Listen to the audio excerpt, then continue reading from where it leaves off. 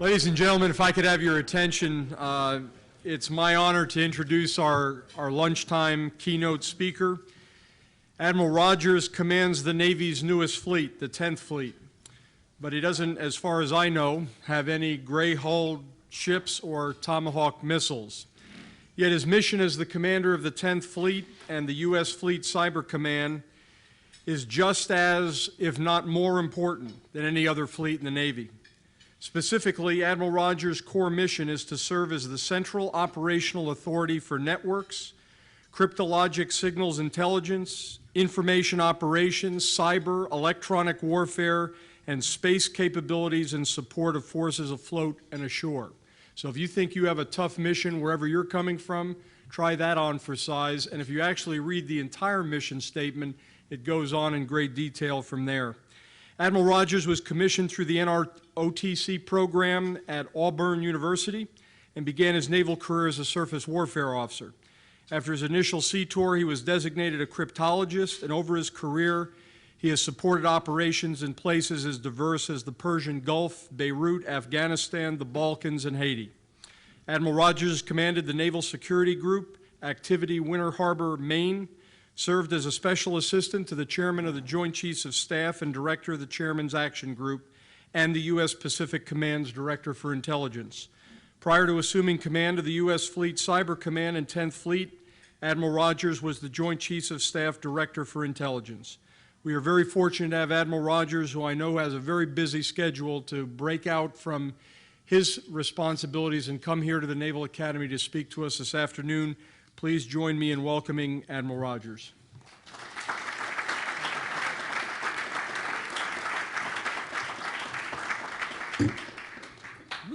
Well, can everybody hear me?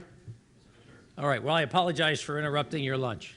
You heard in my biography that at one point I was the special assistant to the chairman. In this case, it was General Pace, a first Marine chairman who I just respect the hell out of. And one of my jobs for him used to be to work foreign engagements for him. And I can remember a discussion one time, we would often talk about, well, sir, do you want to make this a working lunch or a working dinner? And he would just look at me and say, Mike, why would we want to do two things poorly? We neither eat well nor particularly work well. So he always would tell me, no way, I don't want to do that. So I apologize for interrupting your lunch. I'm very energized to be here. And it is not often that you read a sentence or a title and it really makes you stop. As I was thinking about what I wanted to discuss with all of you today, I was reading the Vice Admiral James B. Stockdale, Center for Ethical Leadership, United States Naval Academy, McCain Conference.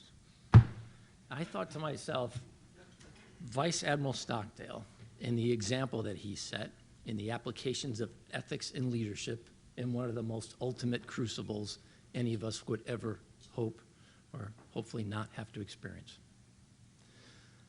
Ethics, a moral system or philosophy, a discussion of right or wrong, of the rightness or wrongness of actions or behaviors. Leadership, the coin of the realm for every officer in the military. I am an information warfare officer. Used to be, as you heard, a surface warfare officer. One thing I tell every IW officer in the United States Navy, I value the expertise that we bring to the fight, but what I value the most is I value leadership. And the more senior you get, the more I care about your leadership abilities.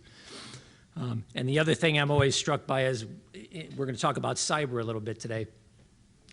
And for some reason, I'll often run into people who tend to view cyber primarily through a technology prism, and not that that's not applicable. But I will tell you, we oftentimes, to me, don't spend enough time thinking about the leadership aspects of the cyber challenge. It is the part that, to be honest, personally for me as an individual, gives me the greatest energy. It's something that I really love about dealing with cyber.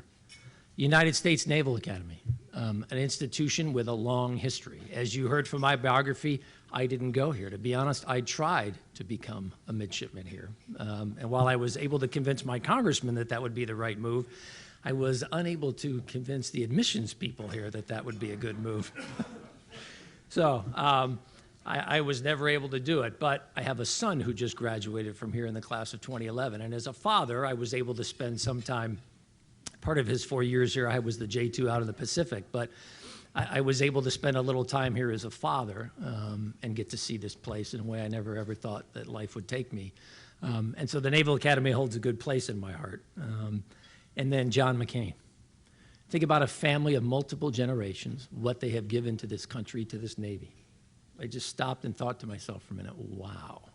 All of that in one sentence that just described this organization, let alone before we got into the title of the conference and what we're all about. So that just really jazzed me. What I wanted to do really was, I much more enjoy interaction.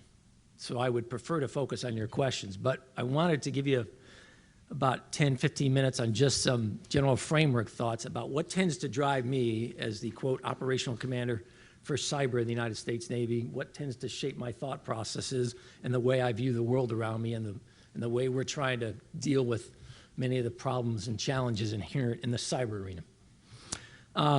First and foremost, why did we create this thing called Fleet Cyber Command in 10th Fleet?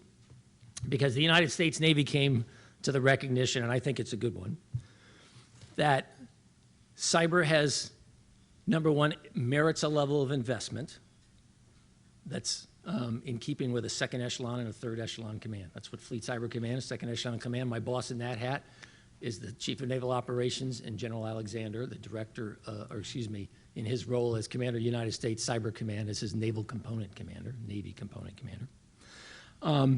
At the same time, there is an inherent warfighting aspect to cyber.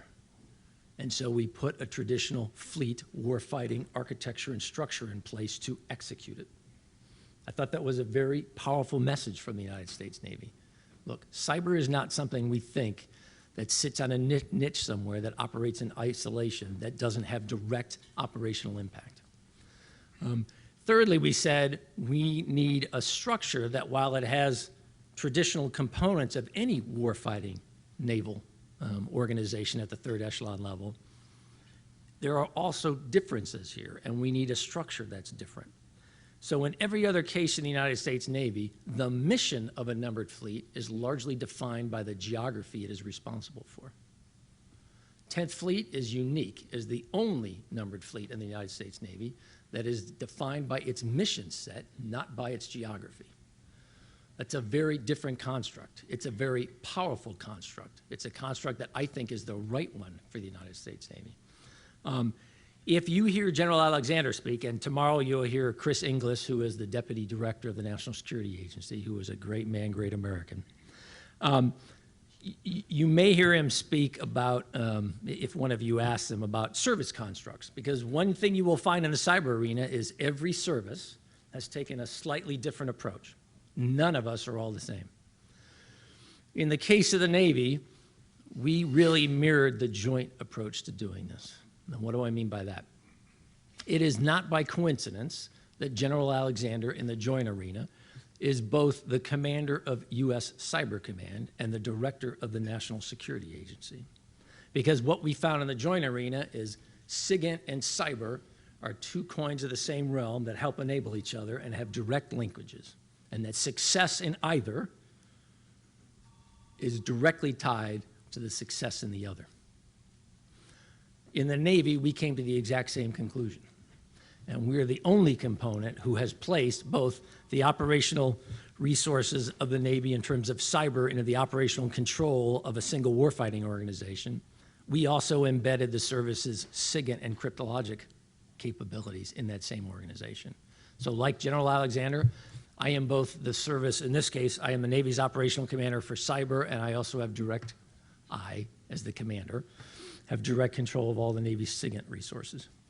That is by design, because it has been our experience of that connection is so critical.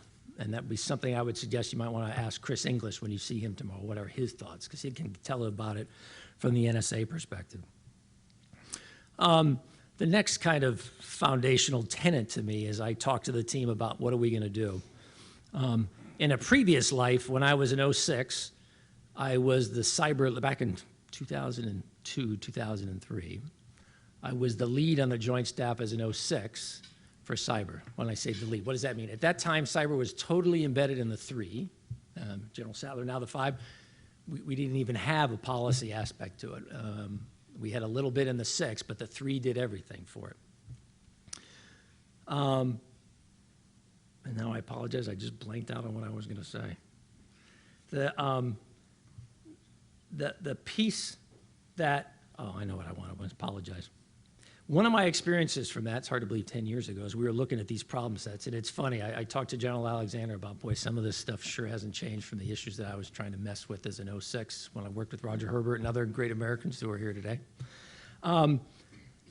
Was, for me at least, I start under the fundamental premise of I want to focus on where cyber has commonality with the more traditional domains, and I want to use that as the starting point. I don't want to use as the starting point, here's everything that makes cyber unique and different, and therefore we need to come up with constructs, TTPs, C2 structures that are totally different. I think that's a loser for us. So one of the fundamental tenets I always push the team about is, I don't care if it's targeting, I don't care if it's the C2 construct we're going to use, I don't care if it's the fundamental principles of defense we're going to use. I want to start with the traditional kinetic approach and then identify where do we need to deviate. Because I want to be able to present capabilities in a way that non-cyber commanders can understand and can relate to. So I want to be able to give them a targeting methodology they're used to. I want to be able to give them a structure that enables better and quicker decision making. I don't want to do this in a way where everything is different, everything is unique, and other commanders are scratching their head going, so Rogers, what the hell does this mean? What's the risk? What are the second and third order effects? How can I make a quick decision? How can I integrate this in the broader set of capabilities that I'm trying to apply as a more traditional kind of commander?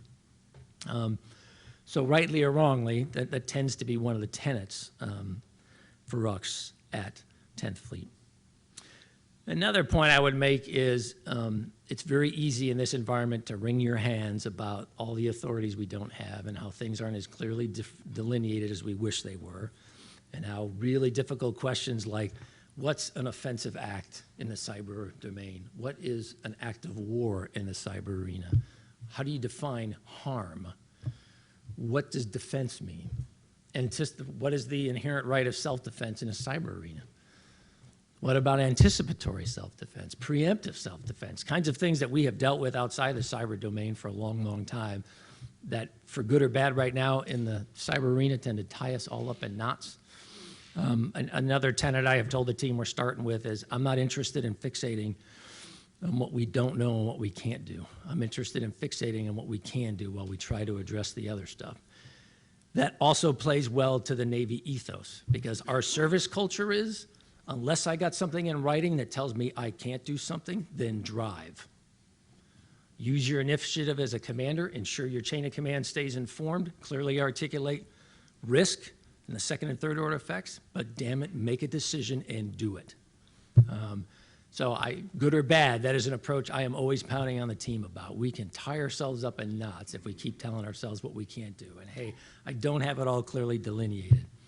I dare say those who were in naval aviation in the 1920s, in some ways to me, were in the exact same boat. I love history. If you go back in history, we'll use 1929 as an example. It's hard to believe, but the United States actually had 3 aircraft carriers in 1929.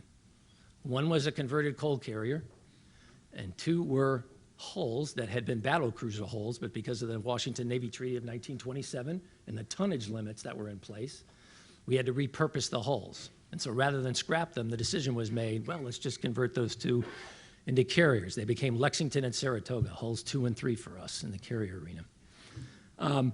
You know, most people tend to think of carriers as something that really just is a 1940 World War II kind of thing. But again, if you're a fan of history, we had them for an entire generation before we got in the Second World War, and we actually had airplanes on them.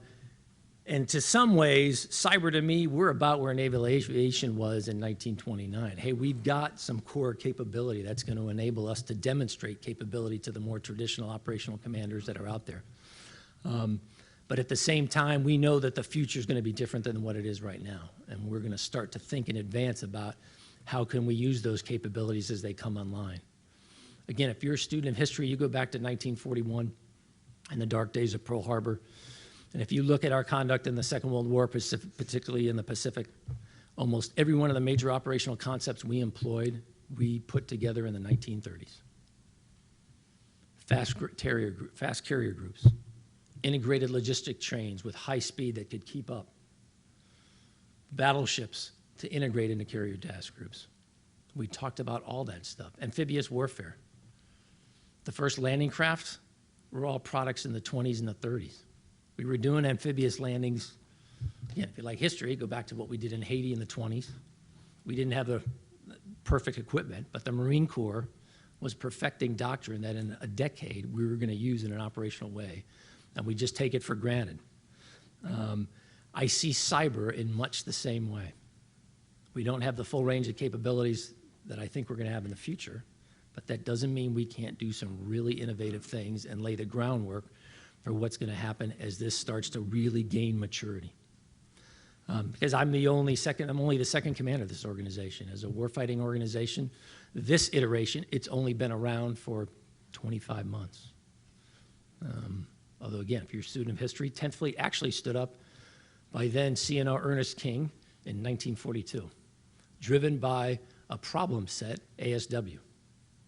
We saw what was happening in the Atlantic, and the CNO then said to himself, you know, we have got to come up with a way to integrate the full range of capabilities focused on this ASW problem in the Atlantic.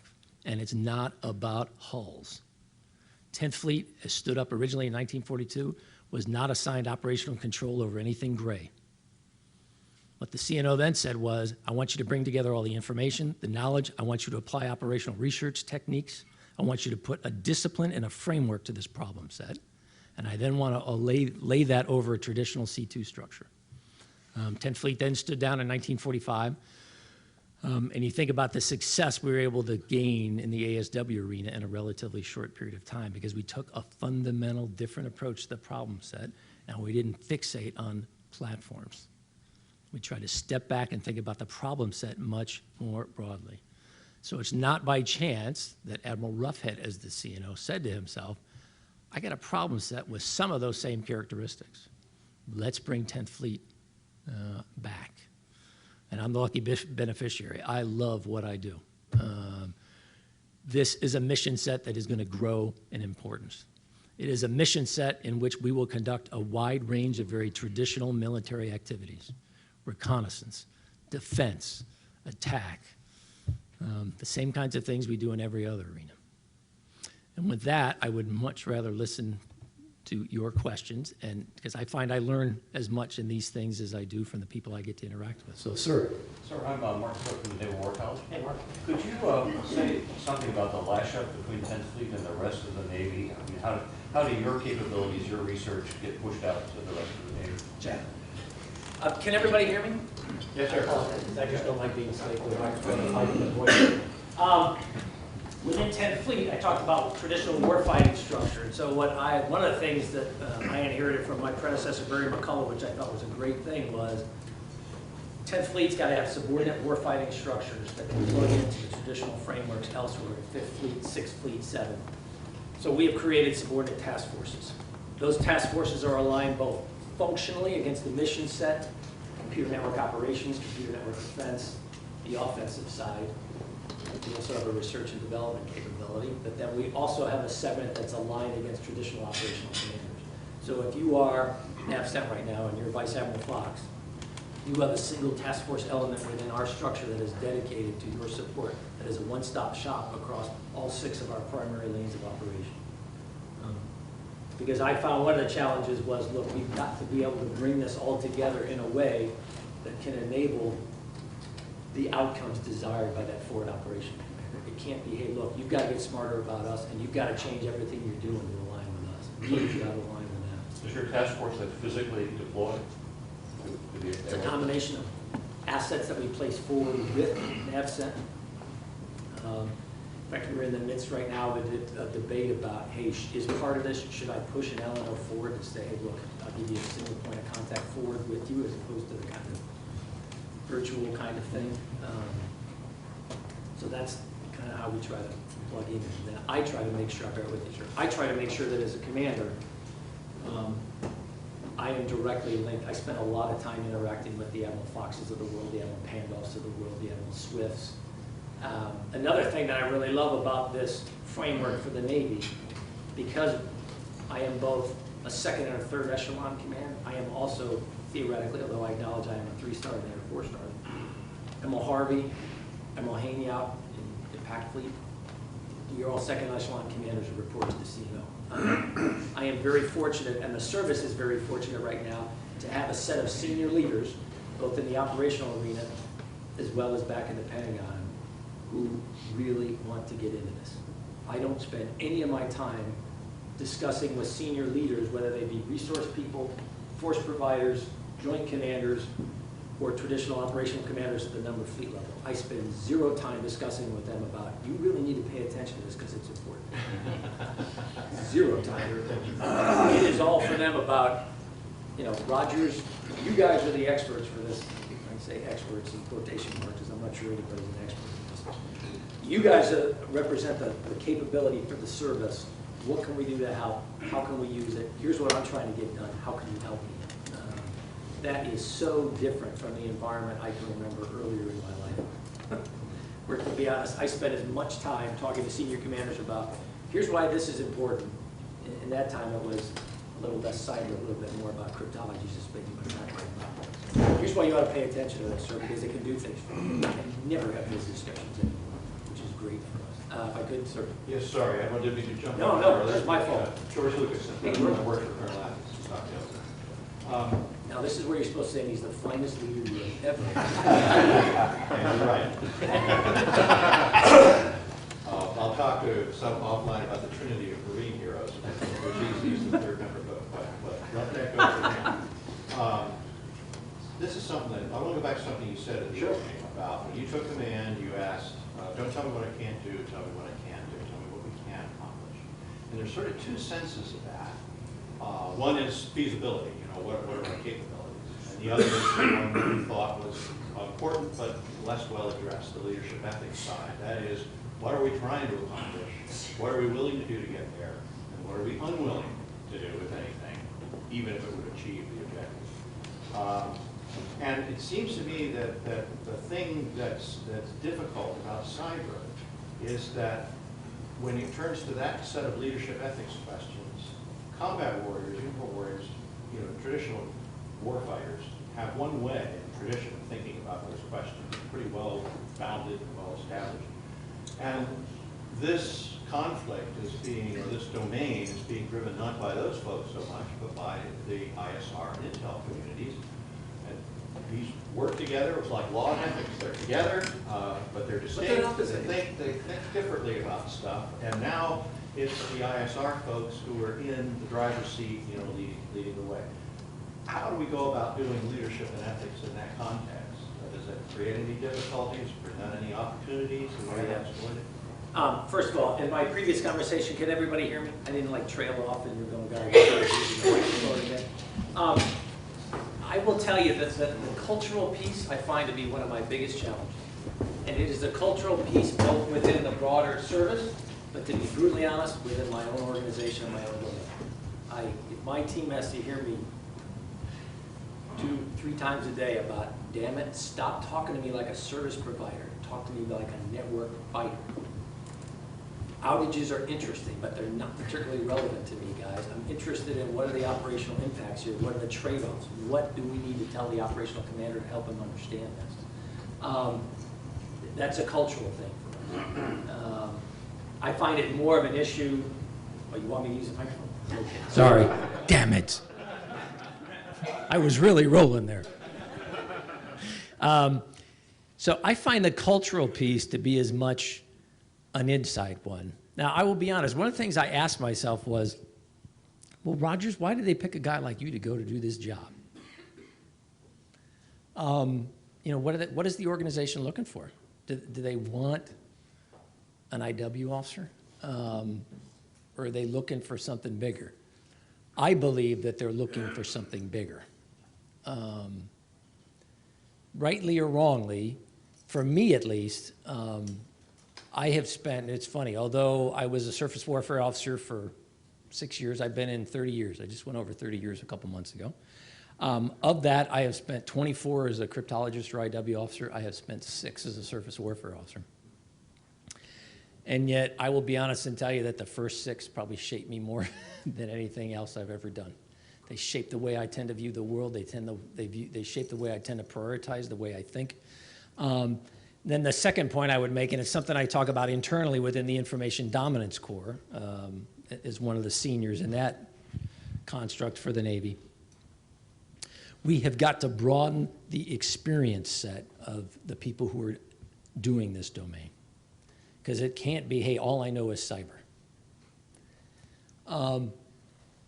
Another reason why I think, and I'm not trying to personalize this, but this helps me as a frame of reference because I ask these questions of myself all the time.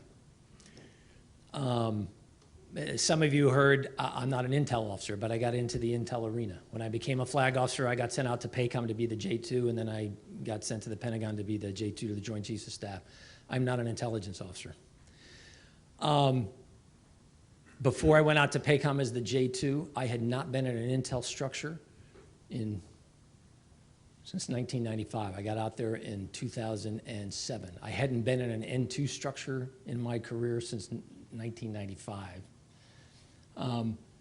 I think that worked out very fortunately for me. And what I mean by that is it has helped me come to the conclusion, I think to get to your point, that in the end, what's going to work for us is our ability to bring these skill sets together and the knowledge that's required to operate and make the cyber domain work, but the ability to understand the application and the outcome. It's something that's always been important to me. I view one of my jobs as the commander out there is to help create those future leaders who can do that exact same thing. And there is no doubt in my mind, you'd have to ask the CNO because he's the one who decided Rogers should go out there. But I believe that in the end, that's what they were looking for. Somebody who could translate and understand the cyber dimension, but put it in an operational context that enabled operational advantage. I always tell people, we're always told as leaders, come up with a bumper sticker for your organization. And I always tell the team at Fleet Cyber Command, 10th Fleet, okay, if you want a bumper sticker, our bumper sticker is achieving operational advantage across our mission set while denying an opponent's ability to do the same. That's what we are about. Okay, now that's not a bumper sticker, it's longer. So when he asked me bumper sticker, I said, achieve operational advantage. Did that answer your question, or was Rogers just random? No, it's good. Because it shows that it is a difficult problem. I think that cultural piece is one that I suspect you encounter experientially, but it isn't the first thing that pops into your mind when you think about this. And before you know it, you're operating in a command like Cyber Command with a set of tacit presuppositions about leadership and ethics. If they're there, they're very different than the ones forged in another environment, operational environment. And how do you bring those together? Which one ought to inform cyber strategy and policy? I will tell you, I've told the CNO, I view my toughest challenge as changing the culture. And I said, and we need to change the culture of the entire organization. CNO asked me, twice a year the Navy gets all their flag officers together, October and May. In fact, they do it right here at Alumni Hall. In October, my first one as the commander out there, CNO says, hey, I want you to talk to the flag wardroom. And the one thing I asked them to do was, said, the one thing I ask of you is, I need your help to change the culture of this organization. Because the United States Navy, like any military service, is a hierarchical, bureaucratic organization. And as much as I love to think of myself as a warfighter, I got to acknowledge I'm part of a hierarchical bureaucracy. And I said, in my experience, if you want to drive fundamental change in hierarchical bureaucratic organizations, it's got to start from the top. Because if you think this is going to bubble up from the bottom, we're going to stifle this. In my experience, we'll stifle it. Sir, you had a question. Well, it's curiously related to George's question, and you touched upon one side of it. When we talk about ethics, the first thing that comes to our mind usually is the logic of ethical decision-making, or general principles and premises that drive ethical. But those of us who come at it from a philosophical perspective also think that term names a lot of questions about character development and moral development, and the shaping of moral character. And one is I've spent some time thinking about in this arena is a very different experience of combat from the individual point of view in the cyber arena and the traditional arena. And what this implies for character development and moral development within the military. military training is really interesting and different from a lot of other experiences in ways so intentional about character development. And then the experience of combat adds another layer to that. So the question, are we thinking about what kinds of people are we producing when we train them to be drone drivers rather than fast pilots? I taught a weapons ethics course last year. I had this one ROTC cadet who was really set on being a drone driver, and another kid who was Navy ROTC, going to be a fast pilot for the Navy. It was fun to watch the two of them argue about what's the coolest thing to do. But part of the argument between them had to do with what's it going to be like sitting in the cockpit of a carrier jet versus sitting in a trailer in Nevada. And I really wonder about this. And I think maybe there's some big issues out there over the horizon as more and more of the military moves into the cyber arena. What happens to the character of the individual? Yeah, and I will say, not that I have an answer for you, but one of the things I often think about is, and how do you overlay the criticality of character and ethics in an environment in which the decision cycle is seconds and nanoseconds? I mean, if we don't have this right, we got terrible chances of second and third order effects that are really bad. And you know, I often think back to when I was a junior officer and I was thinking about ICBMs and some other things, and the decision cycle was minutes, you know, 10s, 20, 30 minutes time of flight. And I think now, as a cyber commander, now we're down into just keystroke level actions, boom, boom, boom. I don't have an answer, but I will say it's something that I think about as I try to figure out, you know, I'm just one person among many trying to work this, and I thank Stockdale Center very much for what it's doing. But those are some of the things I think as we continue to mature, we got to step back and look at cyber much more broadly and not just fixate on the technical piece of it, which is what most people tend to use as the primary prism as they're thinking about cyber. Sir? Sir, Steph McCall from the Army Workout. I want to expand on George's question on culture, and what I want to ask you about is how this all works now in the joint community. You know, I don't know if you were here, Richard Clark, this morning. I was not. I apologize. We make a big mistake thinking about this as a cyber as a domain like air, sea, and the land. As a consequence, there's enormous joint implications. I was curious what challenges you see. Now, some would argue, for example, the decision a couple years ago to terminate Joint Forces Command was maybe inappropriate because of challenges that are brought about by questions in the cyber area, which obviously touch all the services. And there's a problem perhaps of enormous redundancy because it's just used yourself as a naval officer. You don't have a geography or a sea to kick your fleet in. So I'm just curious, from your perspective, and you've had a lot of joint experience, what challenges do you see in the joint world on getting this right? Jack. I tell you, I constantly deal with this debate. And I'm a service guy right now. And I have a service approach that I hear from some that argues man, train, and equip is inherently a Title X responsibility. The services are the ones that ought to be focused on providing the capabilities. They're the ones who ought to define the standards. They're the ones who ought to decide, as they talk to combatant commanders, as they execute their responsibilities of force providers, so to speak, what they ought to invest in, the kind of capabilities that are required. I listened to some on the joint side, and as you said, for good or bad, I have spent more time in the joint arena than many. Before this job, I spent 9.5 consecutive years in the joint arena. This is the first time I have been back in the Navy since I was a commander. I am very grateful, and I thank the CNO every day for letting me come back. Not because I didn't love my joint experience, but because I loved being a Navy officer. So, for good or bad, I have spent a lot of time in the joint arena. I often hear some people in the joint arena talk to me about the answer is to homogenize everything, to bring it all together, to centrally manage it, and to also define what the capability and requirements are. My experience leads me to the sense that there is correctness in some aspects of each position, but the right answer in the long run isn't either of those two extremes, so to speak. And I don't mean to characterize them extreme in the negative view. What I have told both my service chief and General Alexander as U.S. Cyber Command is a couple things.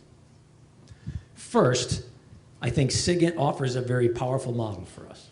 In the SIGINT arena, the director of the National Security Agency mandates the SIGINT standards for every service. We train to standards within the Navy that are mandated by the National Security Agency.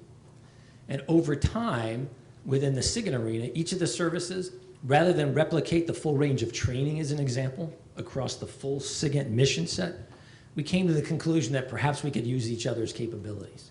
So if you get down to Corey Station right now, down in Pensacola, for example, where the Center for Information Dominance is, and we do training for most of our cryptologic technicians as an example, to include our computer-focused individuals, you'll find Air Force and Army people in that classroom because we developed a course that the other services decided was worth investing in. If you go to other schools, for example, right now on the Air Force side, you'll find Navy CTs in there. I think that's a very good construct because I think the resource piece is going to drive us to the conclusion that we all can't afford to develop capabilities and invest in infrastructure in isolation, that it's an unsustainable model given what we're coming to. On the other hand, I also do believe that the best of breed approach can produce some positive outcomes so that there is value in some differentiation.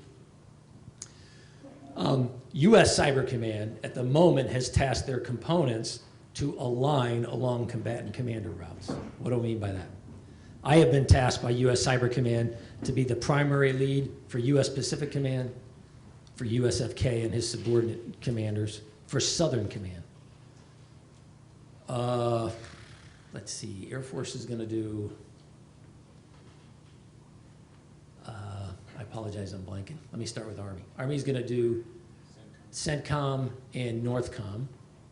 Air Force is going to do EUCOM and AFRICOM and TRANSCOM. So General Alexander has come to the conclusion, hey, look, we need to somewhat focus rather than each try to do it independently. Then General Alexander is also having us look at functional areas. Hey, maybe I want one cyber lead who's going to work SCADA systems. Maybe I want one cyber lead who's going to look air defense, be the lead for air defense systems. So we're in the midst of exploring that at the moment. Now, I have also told him, in terms of the functional piece, sir, I'm a little bit leery about going too far down that road because I, as a service, want to be able to present a full range of capabilities to whatever operational commander I'm assigned to support. I don't want to go to the commander and say, hey, love to help you, but I only do these 3 things. You want somebody else, you got to go somewhere else. That's not really what I want to do. So did that answer your question? Sir. Hi, Michael Skirker, Professor of Leadership Ethics and Law. Could you speak a bit, sir, about what 10th Fleet or Cybercom more generally is doing to defend civilian infrastructure and what kind of cooperation and resistance you've got from the private industry? Right now, I don't do anything out of the .mil domain. That mission has not been assigned to us. There is an ongoing dialogue and debate within the department, U.S. Cyber Command within the cyber arena, really kind of at their level and above on the policy side, about, so what is the right role of the Department of Defense in the broader question of how do you defend the nation? If you look at the level, at the lines of responsibility, if you will, that are assigned across the federal government right now, Department of Homeland Security has primary responsibility for protection of critical infrastructure. The FBI has primary, in the cyber arena, the FBI has primary responsibility in the law enforcement side. U.S. Cyber Command has responsibility for the operation and protection as well as the offensive use within the .mil domain. And now there's an ongoing dialogue about, is that the right construct? What's the best way to go about doing it? Because one of the things I really enjoy about cyber that I find very energizing, it brings you a whole new set of partners and teammates that you never dealt with before. I view that as a real positive. But because of the nature of this mission set, of this domain, the military-civilian piece blurs. The idea of geography becomes really difficult. It's not like a geographic AOR assigned to a combatant commander, assigned to a numbered fleet, as an example. That doesn't really translate well. It is academia, it is national laboratories, it is telecommunications companies, it is ISPs and service providers. You end up working It is policymakers. It is operational commanders. It is cyber people. You end up working with a whole bunch of people because of the complexity of the environment. So the questions about lanes in the road, and out of those lanes in the road, then we start to get into things like policy, about authorities.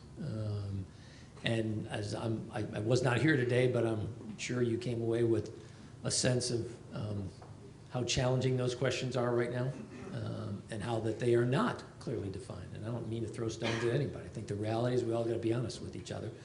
They aren't clearly defined at the moment. Or rather, perhaps they aren't as agile as we would like them to be to meet the nature of this challenge. So, for me, to go to your immediate question, no, I don't. But having said that, we have created relationships with a broad range of partners outside of DoD because I'm interested in harnessing their capabilities and their insights. Have had some really interesting conversations with some major telecommunications companies about what they do, but from a military perspective. Indications and warning, the idea of being able to anticipate events. Had a great dialogue one time with one of the largest telecommunications companies in the United States, and I said, as you look at your networks, talk to me about how you anticipate what a military guy would say is indications and warning, and how you flex accordingly. Now, I'm thinking from a very narrow DoD prism, and I'm thinking, this is something necessarily he won't be able to. He started going on about, hey, look, this all goes to my bottom line of my business model. Let me show you how I try to anticipate these things. It was amazing to me. I just learned so much looking at it a little differently. But right now, it's not a primary for us, although it could be in the future, depending on whatever the department and the broader federal government decides they want to do. One last question. Okay. I'll take two. You guys both had your arm at the same time. Sir. Like you said, Admiral, too. Can you comment a little bit on the difference in service perspective? Because you pointed out every service has their own cyber command, and so difference of service perspective in terms of the necessary cyber capabilities that each service thinks is important, or are they basically all the same priorities? No, if I could, I'll twist that just a little bit different. Let me just tell you what my sense is of the general perspective of each service. In the Air Force, they have come to the conclusion that cyber and space are very intertwined, that cyber is in some ways, subset's probably the wrong word, a subordinate element of the space challenge for them, and that the SIGINT piece isn't necessarily directly tied to their ability to execute their cyber requirements. So that has resulted in a structure that my Air Force counterpart is a 2-star. For the Army and the Navy, we invested a 3-star. That Air Force counterpart works for 4-star Air Force Space Command in Colorado Springs. Another layer, I don't. I work for General Alexander and the CNO. They also have separated SIGINT from my counterpart at the 3rd Echelon would be 24th Air Force. SIGINT still belongs to the Air Force ISR agency. They happen to be co-located in San Antonio. And again, we're organized differently. If I go to the Army, I think the biggest challenge that they're trying to come grips is, number one, again, they have not inserted SIGINT into their cyber organization. My counterpart there is Lieutenant General. Put one more letter in there. My counterpart is Lieutenant General Hernandez. His structure is they have not embedded SIGINT within their structure.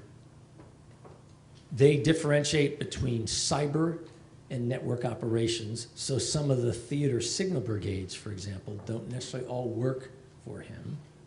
Again, for us, we have put the operation of our networks, the defense of our networks, and their use in an offensive capacity into a single organization. That's not exactly the Army construct.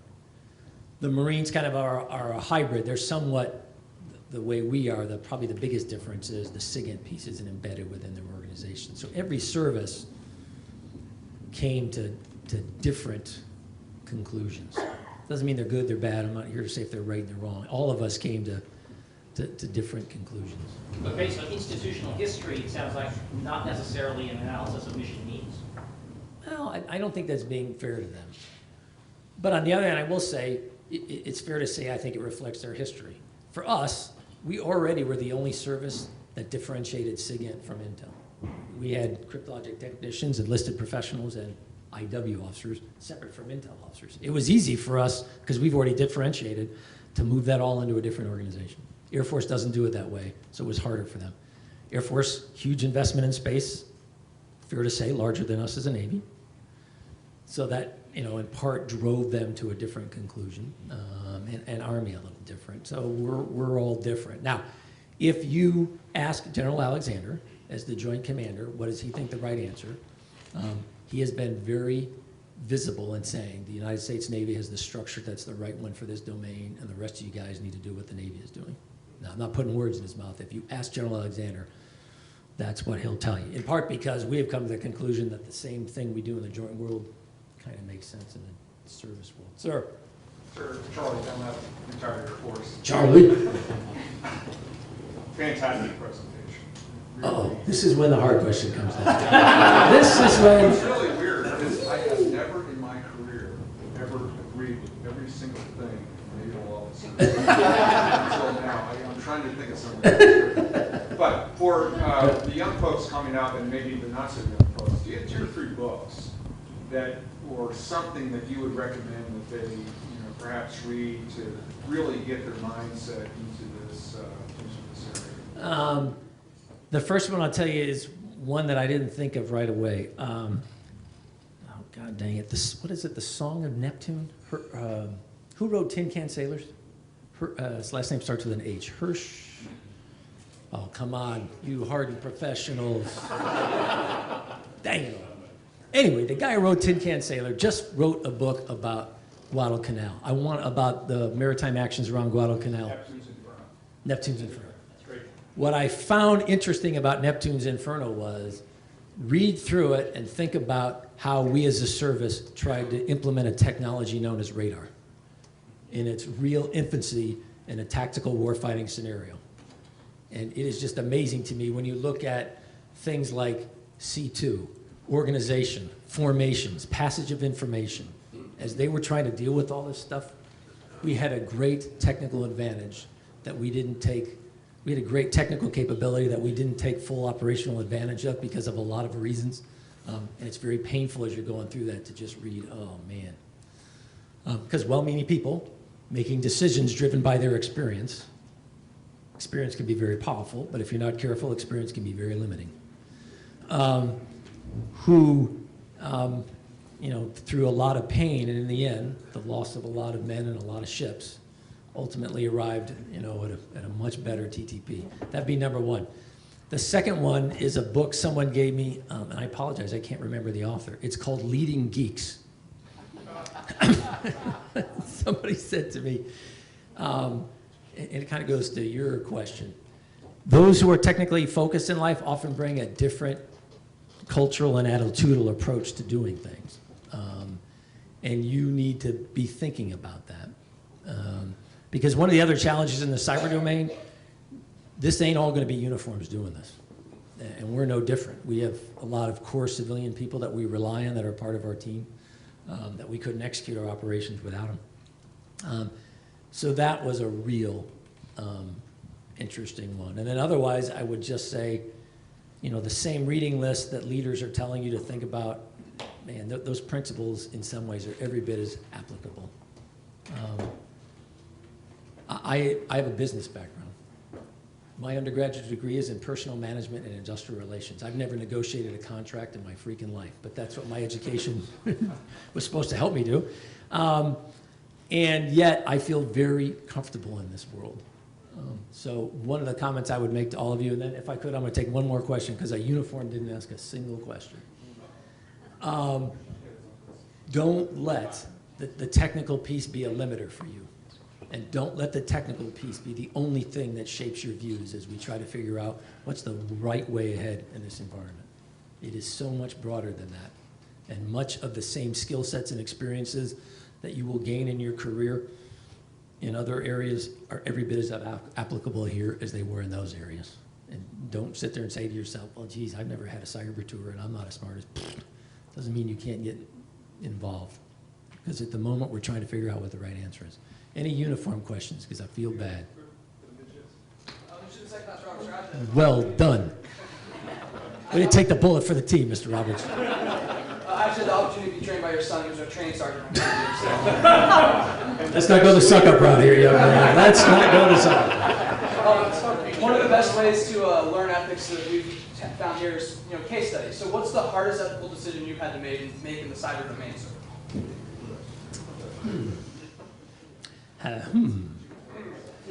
I'll be honest, so far, and I say this both as the current Fleet Cyber Command 10th Fleet Commander, but also as the JCSJ2, when I was also involved in some of the decision cycles with the chairman and the secretaries. We're trying to look at things we ought to do across the department, because, as you heard, Intel plays an important role in this cyber thing. I'll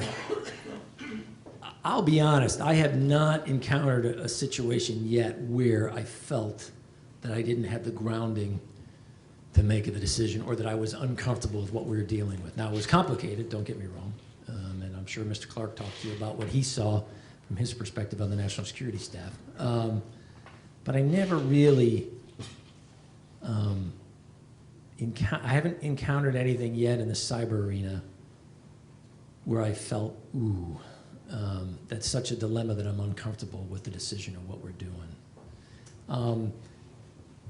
Now, one of the reasons for that is because we have been so agonizingly methodical to date in the cyber arena. So far, you haven't really found yourself in that nanosecond kind of decision cycle where it's, okay, it's staring me right in the face and you got to make the call.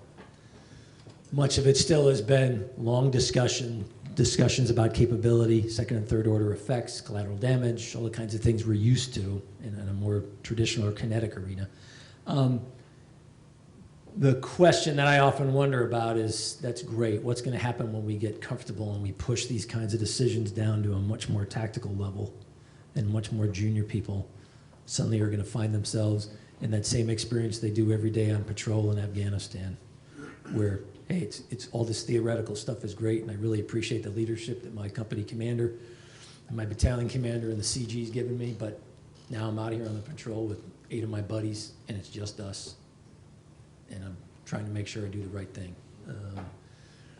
That's when it's really going to start to be really hard. And that's when we've got to make sure we have addressed these kinds of issues before we get to that place. We don't want to set up our people for failure. And if we don't account for character, ethics, and leadership in this domain, we're going to set them up for problems. And we'll set back our abilities, because we'll result in second and third order effects that are unacceptable to policymakers and decision makers, that will lead them to decide, I ain't never giving you that authority again. You had a chance and you blew it, and I can't trust you. And we don't ever want to get there. So thanks very much, everybody. Again, apologize for interrupting your lunches. I'll stick around for a couple minutes if anybody wants to talk to me offline, but I got to get out of here at 30 minutes after the hour. Thanks very much.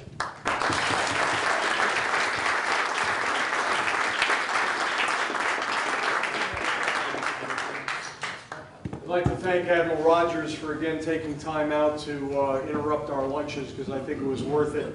We have a compass here, sir, from the Stockdale Center. We consider it the moral compass, so as you lead your geeks and others, you can make sure that this is always on your desk, reminding you how important that character, ethics, and leadership. I think 10th Fleet's in great hands. Thank you, sir.